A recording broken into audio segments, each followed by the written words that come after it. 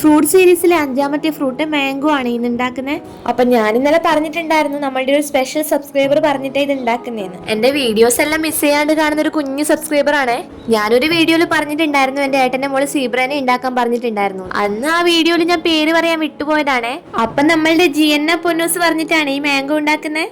അപ്പൊ പൊന്നൂസിന്റെ സീബ്രനെ നമ്മൾ പെട്ടെന്ന് തന്നെ ഉണ്ടാക്കുന്നതാണ്. മാങ്ങ ഇഷ്ടമല്ലാത്ത ആരും ഉണ്ടാവുമെന്ന് തോന്നുന്നില്ല അല്ലെ?